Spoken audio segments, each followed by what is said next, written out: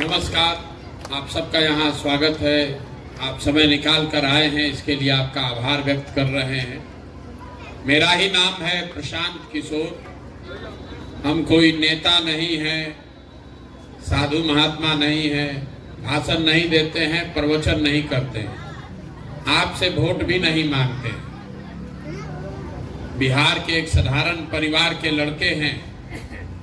हमारे अपने बाबा यहाँ मजदूर थे, बैलगाड़ी चलाते थे। बाबूजी हमारे यहाँ सरकारी डॉक्टर थे। यहीं सरकारी विद्यालयों से पढ़कर हमने अपना जीवन शुरू किया है। माता पिता का आशीर्वाद है, ऊपर वाले की कृपा है। जीवन में कुछ हासिल कर लिए।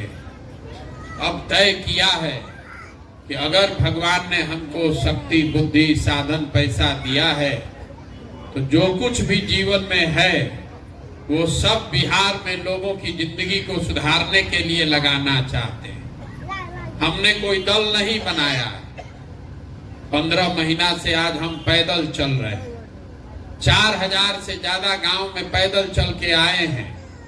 अभी गुरुजी खड़े होके बता रहे थे कि पहले जो आप काम कर रहे थे वो ठीक नहीं था, अब सही रास्ता पकड़े।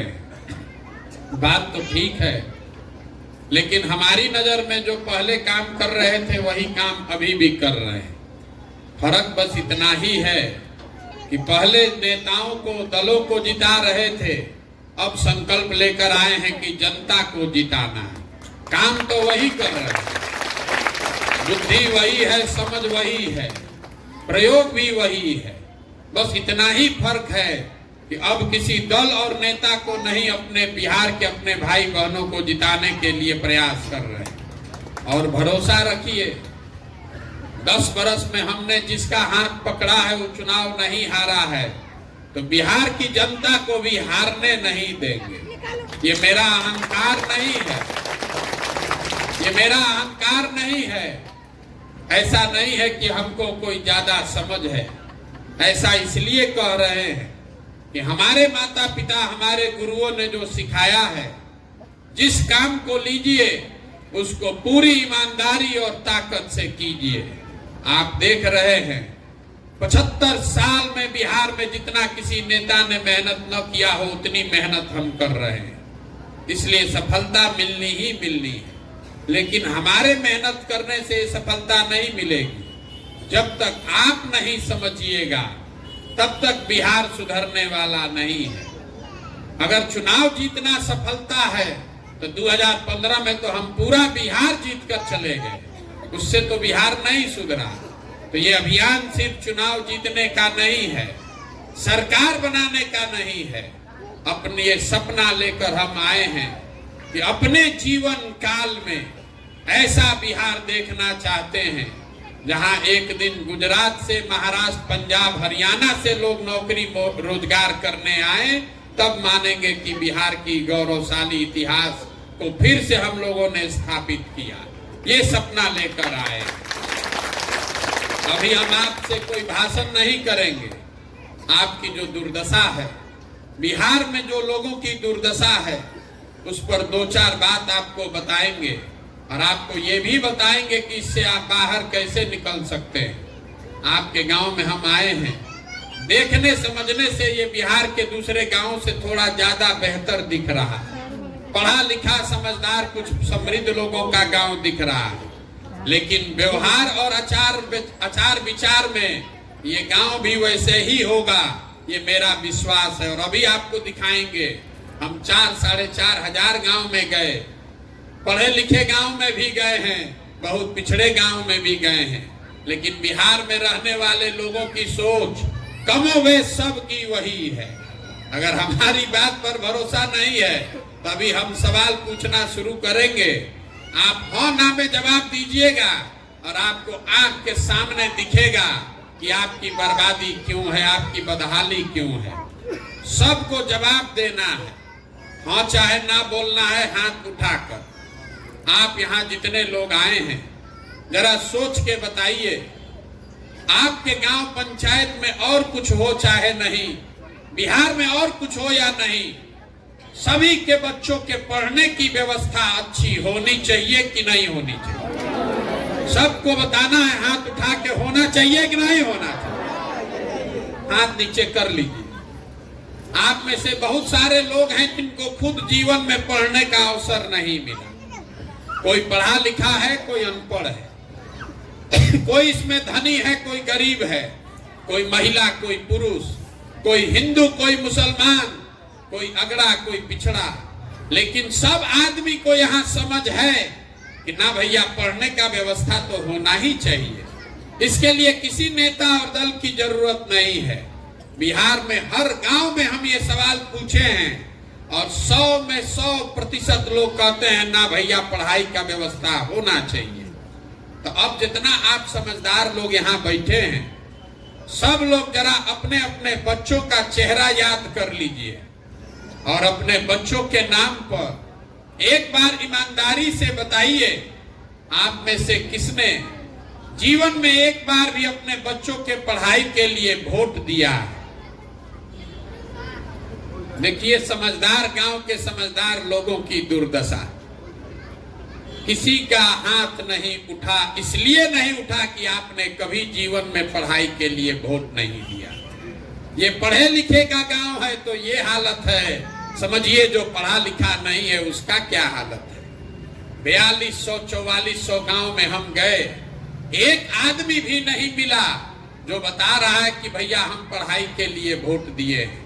तो जब आप पढ़ाई के लिए वोटे नहीं देते हैं तो आपको पढ़ाई मिलेगी कैसे? आपको मालूम है कि अगर आपका बच्चा पढ़ लिख जाए तो कोई विधायक बने, कोई मुखिया बने, आपके बच्चे का जीवन सुधरेगा, लेकिन आप अपने बच्चों के लिए भी वोट नहीं करते हैं। आपको मालूम है कि चीनी मिल चालू हो जाए मधुबनी में, फैक्ट्री लग जाए तो आपके बच्चों को रोजगार मिलेगा, लेकिन आपने जीवन में कभी फैक्ट्री रोजगार के लिए वोट नहीं दिया। आपको मालूम है कि अगर धान का भाव 2100 रुपया मिल जाए तो आपका तुरंत फायदा होगा। आप 1700 में धान बेच रहे हैं, लेकिन 2100 के लिए कभी वोट आपने दिया नहीं। तो जब आप पढ़ाई के लिए, रोजगार के लिए, अपने फसल के दाम के लिए वोटे नहीं देते हैं तो काहे के लिए गाना गा रहे हैं? क्यों झूठ बोलते हैं कि हम बिहार का विकास चाहते हैं, अपनी भलाई चाहते हैं? बिहार में ये दुर्दशा है, यहाँ किसी को अपने और अपने बच्चों की चिंता ही नहीं है। अगर हमारी बात पर भरोसा नहीं है तो अभी आपसे सवाल पूछेंगे, आप बताइएगा, आपको समझ में आएगा। आप जरा सोच के बताइए, बिहार में आपने जीवन में जिसको भी वोट दिया है, आज तक उस दल ने, उस नेता ने आपका कोई काम किया कि नहीं किया?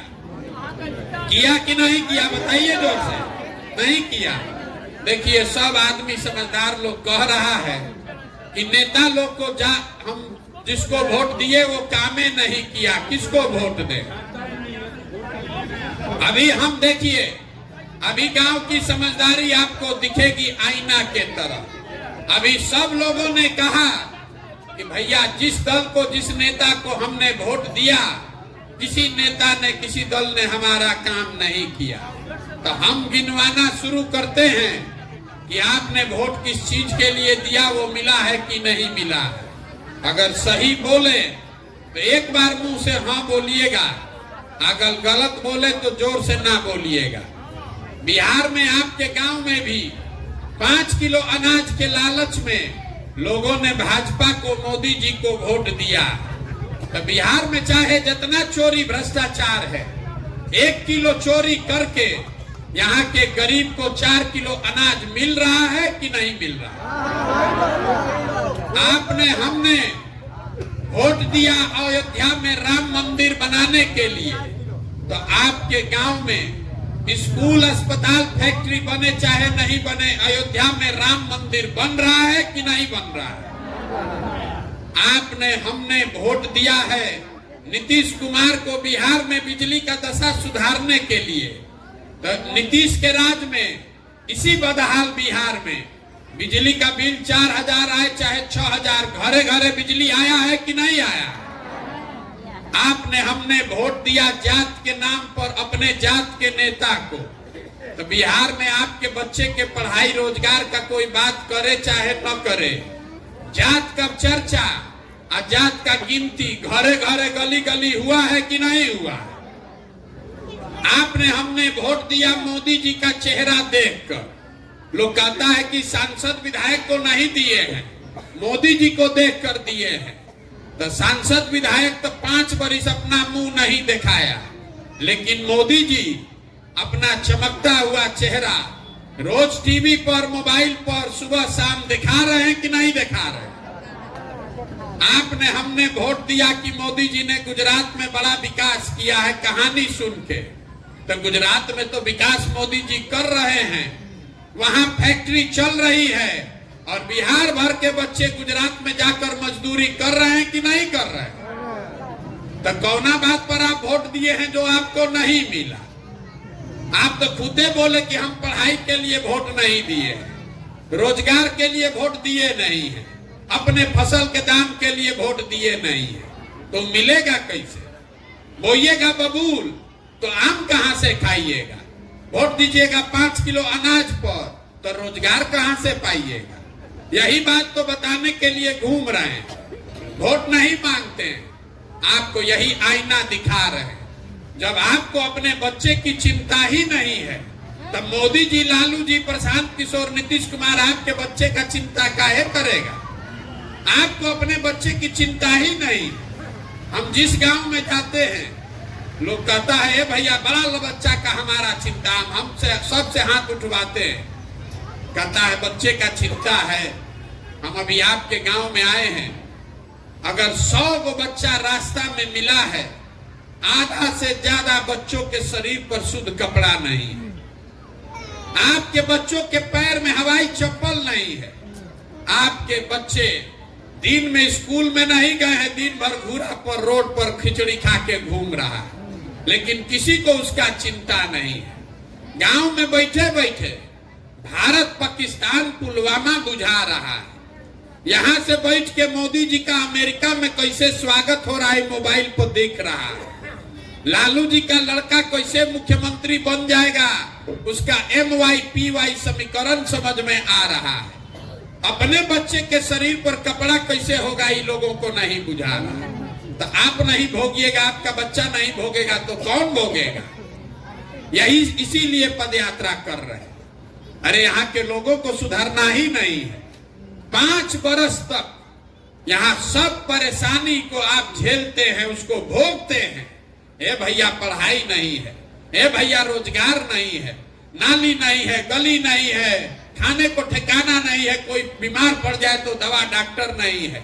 अब फिर 5 वर्ष के बाद वोट देने जाइएगा तो ये सब बात भुला जाएगा। वोट के दिन बिहार के आदमी को खाली 4 गो बात बुझाता है। पहला बात, हमारा जात क्या है, कौन हमारा जात का आदमी खड़ा है? वो चोर है, बदमाश है, अपने जात का है तो उसी को जाकर वोट दीजिएगा। जो जात से बच जाएगा वो धर्म और राष्ट्रवाद में फंसेगा। बहुत लोग कहता है कि बिहार में तो सब जाते पर वोट दे रहा है। हम आपको कह रहे हैं कि बिहार में हर आदमी जात पर वोट नहीं दे रहा है। अगर बिहार में हर आदमी जात पर वोट देता तो मोदी जी को वोट कहां से मिलता? उनके जात का तो यहाँ कोई रहता ही नहीं है। तो जो जात से बचा वो धर्म में फंसा, जो दोनों से बच गया। तो लालू जी का डर इतना है, कहता है 2 रोटी कम खाएंगे, लड़का भले बेरोजगार है, लालू नहीं जीतना चाहिए। तो 5 वर्ष बैठ के भाजपा के सांसद विधायक को गरियाते हैं, और जिस दिन वोट देने जाइएगा तो कहिएगा ये भैया ललटेन से बढ़िया तो भाजपा है, चलो इसी को दो। और चौथा, यहाँ मुसलमान लोग हैं, इन लोगों का दुर्दशा सबसे ज्यादा है। दलितों के बाद सबसे ज्यादा गरीब, बदहाल, फटेहाल मुसलमान है। लेकिन इनका कहना है कि जिए चाहे मर जाए भाजपा को वोट नहीं देंगे। भाजपा तो मुसलमान विरोधी पार्टी है। तो बिहार में बचा कौन? बिहार में तो भाई 2 गो दल है, एक मोदी जी का भाजपा, एक लालू जी का ललटेन। नीतीश कुमार का तो पते नहीं है कि कितना देर ललटेन पर लटकेंगे और कब उछल के कमल के फूल पर बैठ जाएंगे। तो जो मुसलमान है वो कहता है कि जिए चाहे मरे भाजपा को दे नहीं सकते हैं, ललटेन दिख रहा है इसी में किरासन तेल बन के जलेंगे। आप ईमानदारी से बताइए, इसी 4 चीज पर न वोट पड़ा है, काहे के लिए झूठो बड़ा बड़ा ज्ञान दे रहे। बड़े बड़े मुसलमानों के गांव में हम गए, लोग कहता है भैया सड़क नहीं है, तो उनसे पूछते हैं कि सड़क का मंत्री कौन है? तेजस्वी यादव। आप कह रहे हैं कि नाली गली पानी नहीं है, तो नाली गली पानी का मंत्री कौन है? तेजस्वी यादव।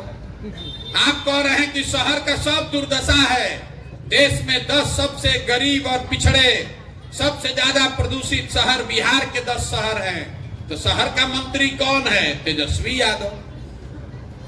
अब फिर कह रहे हैं कि कोई अस्पताल नहीं है, दवा डॉक्टर नहीं है, तो स्वास्थ्य मंत्री कौन है? वो भी तेजस्वी यादव। और कल वोट होगा तो फिर मुसलमान जाकर लालटेने को वोट देगा, तो आपका रोड बनेगा कैसे? किसको दोष दे रहे? आप मुसलमान अकेले नहीं है, लालू जी के वोटर अकेले नहीं हैं, यहाँ जितना लोग आप बैठे हैं सब मोदी जी के बहुत भक्त लोग हैं। यहाँ आप मोदी जी का नाम नहीं जानते थे 2011-12 में, हम जो नारा आप पढ़ के मोदी को जाने, हर हर मोदी घर घर मोदी, ये नारा हमने लिखा है। अब हम ही को लोग ज्ञान दे रहा है, भैया मोदी से देश का कल्याण होगा। ठीक है भैया, आप ही का बात मान लेते हैं। मोदी जी 10 वर्ष से प्रधानमंत्री हैं, जितना यहाँ भाजपा मोदी भक्त लोग हैं, आप कोई छोटा सा चुनौती देकर जाएंगे। मोदी जी 10 वर्ष से प्रधानमंत्री हैं, 10 वर्ष में मोदी जी ने बिहार के लिए कुछ किया कि नहीं किया, इस बहस में मत पड़िए। मोदी जी के प्रधानमंत्री से बिहार में आपका, आपके बच्चों का कुछ भला हुआ कि नहीं, इसको भी छोड़ दीजिए। 10 वर्ष में मोदी जी ने बिहार के विकास के लिए, आपके बच्चों के लिए एक अगर बैठक किया हो, उसका हमको खबर दिखा दीजिए। हम कल से मोदी जी का झंडा लेकर चलने को तैयार। जिस नेता ने 10 वर्ष में आपके बच्चों के लिए एक बैठक नहीं किया, हम और आप उछल उछल के 6 महीना के बाद कमल का बटन दबाएंगे, तो आपके हमारे बच्चे गुजरात में मजदूर नहीं बनेंगे तो बिहार में फैक्ट्री के मालिक बनेंगे। बिहार में आदमी को सुधरना ही नहीं है, सही हो या गलत हो। कोई जात के नाम पर बंधुआ मजदूरी कर रहा है, कोई धर्म के नाम पर बंधुआ मजदूरी कर रहा है, अपने बच्चों की चिंता यहाँ कोई नहीं कर रहा है। इसीलिए हमारे आपके बच्चे मजदूर बनकर पूरा देश में घूम रहे हैं। यही बात बताने के लिए पैदल चल रहे हैं। जिस गांव में गए, आदमी कहता है भैया बिहार में विकल्प नहीं था, आप आए हैं, आप आगे आगे चलिए, आप सुधारिए, आपका मदद करेंगे। हम पहले ही सबको हाथ जोड़ रहे हैं, हमको आपका साथ नहीं चाहिए। आप हमारा साथ क्या दीजिएगा? आपका तो अपने ठिकाना नहीं है, आप अपने बच्चे के साथ नहीं दे पा रहे हैं, हमारा साथ दीजिएगा। आप लोग कह रहा है कि 14 महीना से पैदल चल रहे हैं। अरे आपके बच्चे 14 साल से भोग रहे हैं, उससे आपका आंखें नहीं खुला, तो हमारे 14 महीना पैदल चलने से आप सुधरने वाले हैं? आप जीवन में नहीं सुधरने वाले। जिस गांव में जाइए, कहता है बिहार में बड़ा भ्रष्टाचार है। भैया भ्रष्टाचार सुधारिए, तबे बिहार सुधरेगा। मुखिया यहाँ काम नहीं कर रहा, नाली गली नहीं बनवाए मुखिया जी। मुखिया जी राशन कार्ड में 2500 3000 घूस ले रहे हैं। इंदिरा आवास तो मिलिए नहीं रहा है, मिलेगा तो 25,000 30,000 घूस लगेगा। जरा याद कीजिए, 2 बरिस पहले मुखिया का चुनाव था बिहार में, 500-500 रुपया लेकर वोट बेचे आप, मुर्गा भात खाकर वोट दिए आप, 2-2 गो पाउच पर वोट का सौदा किए आप, तो आपका मुखिया चोर नहीं होगा तो हरिश्चंद्र होगा। अरे बिहार के आदमी का तो इतना दुर्दशा है कि आपको चोरी भी नहीं करने आ रहा है। जिस मुखिया विधायक को 500 रुपया के लालच में जात के नाम पर मुर्गा भात खाकर आप वोट देते हैं, वही जब जीत कर आता है, आपका और आपके बच्चों के हक का 10,000 15,000 घूस लेता है, और आप बाप बाप चिल्लाते हैं कि बिहार में बड़ा भ्रष्टाचार है। कोई भ्रष्टाचार नहीं है, भ्रष्टाचार आपने शुरू किया है। 500 रुपया लेके वोट देते हैं और दूसरे के भ्रष्टाचार पर बात कर रहे हैं। आपका औकात 500 का है तो आप 500 का चोरी किए, मुखिया का औकात 5000 का है तो 5000 चोरी कर रहा है, विधायक का औकात 50,000 का है तो 50,000 चोरी कर रहा है। चोरी तो सब कर रहे हैं, तो काहे के लिए दूसरे पर उंगली उठाते हैं? जब तक आप नहीं सुधरिएगा ये सुधरने वाला नहीं है। एगो प्रशांत किशोर आ जाए कि 10 प्रशांत किशोर आ जाए, सुधरना ही नहीं है इसको, क्योंकि आपको नहीं सुधरना है। यहाँ के आदमी को बिल्कुल कोई चिंता नहीं है। हम मधुबनी में आए तो लोग हमको कहा भैया ये ज्ञानी लोगों का जमीन है, यहाँ बहुत गांव गांव में आपको विद्वान मिलेगा। हम आपको कह रहे हैं बहुत अफसोस से, यहाँ हमको कोई विद्वान नहीं मिला, हमको हर गांव में मजदूर मिले। आप विद्वानों की जमीन अब नहीं है, विद्वानों की जमीन आपके बाप दादा के जमाने में कभी रहा होगा। आज आप मजदूरों के जमीन हैं। पूरा बिहार में मधुबनी 7वां सबसे ज्यादा गरीब जिला है। कोई ऐसा घर नहीं है कि आपके जवान बच्चे बाहर जाकर मजदूरी नहीं कर रहे हैं, झूठो ताल ठोक रहे हैं कि हम बड़ा विद्वान के जमीन है। घरों में हम गए जहां पांडुलिपि लोगों ने लिख के रखा है, जिसके घर में रखा है उसको ये भी नहीं पता है कि ये क्या चीज है। वो सोच रहा है कि भैया 10,000 रुपया मिल जाते पूरा बक्सा आपको दे दे। 10,000 में लाखों का चीज बेचने को तैयार है। ये दुर्दशा है इस जमीन की, और ये दुर्दशा आपने हमने बनाया है, नेताओं ने नहीं बनाया। जहां पर जाते हैं आदमी कहता है भैया ये दिक्कत है वो दिक्कत है, फिर पूछते हैं कि आपका विधायक कितना बार से जीत रहा है, तो कहता है 3 बार से। सांसद कई बार से जीत रहा है, तो भैया बाबूजी जीते थे, अब बेटा भी 2 बार से जीत रहा है। दोनों बात कैसे हो रहा है रे भाई? आप एक और गाली भी दे रहे हैं और उसी सांसद विधायक को जिता भी रहे हैं। फिर जब कुछ नहीं बचेगा तो कहेगा कि क्या करे, हमारे पास विकल्प नहीं है। अगर विकल्प नहीं है तो विकल्प बनाइए। इसलिए पैदल चल रहे। पैसे का चिंता मत कीजिए, साधन व्यवस्था का चिंता मत कीजिए, अपने और अपने बच्चों के लिए खड़े होइए। ग्रीस में एक बहुत बड़े दार्शनिक थे प्लेटो, उन्होंने आज से सैकड़ों साल पहले बताया कि जिस समाज में पढ़े लिखे समझदार लोग राजनीति में भागीदार नहीं बनते हैं, उनको इस बात के लिए तैयार रहना चाहिए कि कोई मूर्ख आदमी उनका राजा बनकर उन पर शासन करेगा। बिहार में जितना पढ़ा लिखा समझदार है वो कहता है हमको राजनीति नहीं करना है। अरे तो बड़ा खराब है, तो भैया तो मूर्खे न बचेगा, वही आपका राजा बनकर आप पर शासन कर रहा है। इसीलिए ये पदयात्रा कर रहे हैं, गांव गांव जाकर लोगों को कह रहे हैं कि अगर आप में क्षमता है, आप में वो जज्बा है, आप में समझ है, तो पैसा का चिंता, चुनाव का चिंता मत कीजिए। वो चिंता अपने भाई, अपने बेटे प्रशांत किशोर पर छोड़िए, लेकिन अपने बच्चों के लिए बिहार में बेहतर व्यवस्था बनाने के लिए आइए, जुड़िए, तभी सुधरेगा, मतलब न सुधरने वाला। बहुत आदमी यहाँ पैसा वाला है, सोचता है कि हमारा बच्चा तो पढ़ के बंगलोर में, बॉम्बे में काम कर रहा है, हमको क्या दिक्कत है? आपको गरीब आदमी से ज्यादा दिक्कत है। गरीब का बेटा तो फिर भी छठ में 10 दिन आ जा रहा है, आपका बच्चा जीवन में लौटने वाला नहीं है।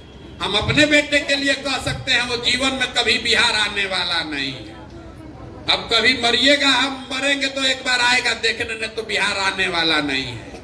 अगर जहाज डूबेगा तो जहाज में बैठा हुआ हर आदमी डूबेगा, चाहे आप अमीर हो कि गरीब हैं, अगड़ा है कि पिछड़ा है। आपकी अगली पीढ़ी, नाम लेने वाला कोई बच नहीं जाएगा। इसलिए खड़े होइए, ये मत समझिए कि आपका बच्चा पढ़ के बंगलोर चला गया तो आप बहुत अच्छे हैं। परिवार का परिकल्पना ही खत्म हो गया है बिहार में। हम 4000 से ज्यादा गांव में इक्का दुक्का ऐसा कोई परिवार मिला जहां माता पिता, पति पत्नी, बाल बच्चे साथ में रहते हैं। कोई ना कोई बाहर गया ही है, चाहे दवा कराने गया हो, मजदूरी करने गया हो या पढ़ाई करने गया हो, उसको बाहर ही जाना है। ये व्यवस्था तब बदलेगी जब आप और हम जगेंगे। इसीलिए आए हैं, इसीलिए ये प्रयास कर रहे हैं। लोग कह रहा है भैया बड़ा कठिन काम ले लिए, कैसे होगा? हम आपको बता रहे हैं, चाहे जितना कठिन काम है, कठिन है इसीलिए हमको करना है। अगर हमारी हिम्मत नहीं पड़ेगा तो बिहार में किसका हिम्मत पड़ेगा। हम ये सोच कर आए हैं, समझ कर आए हैं कि इसको करने में बहुत ताकत लगानी पड़ेगी, बहुत पसीना बहाना पड़ेगा, लेकिन आपको ये विश्वास दिला रहे हैं कि इसको किए बगैर मानेंगे नहीं। 2 बरस लगे कि 5 बरस, गांव गांव जाकर लोगों को समझाएंगे, बिल्कुल लोग समझेंगे ही समझेंगे। कौन नहीं चाहता है कि उसके बच्चे को बढ़िया खाना मिले, कौन नहीं चाहता है कि उसके बच्चे को बढ़िया पढ़ाई हो। अगर ये प्रयास होगा, आपके आशीर्वाद से इसमें सफलता भी मिलेगी। यही बात आपको बताने आए हैं। ये किसी का बंधुआ मजदूरी मत कीजिए, न मोदी का, न लालू का, न प्रशांत किशोर का, न नीतीश कुमार का। अपने बच्चों की चिंता कीजिए। अगर आप अपने बच्चों की चिंता नहीं करेंगे तो कोई दिल्ली में बैठे, कोई पटना में बैठे, आपके बच्चों का जीवन सुधरने वाला नहीं है। यही बात बता रहे हैं। समझ में आए तो बहुत अच्छा, और न समझ में आए तो जैसे जिंदगी चल रहा है वैसे चलाइए। बहुत बहुत धन्यवाद।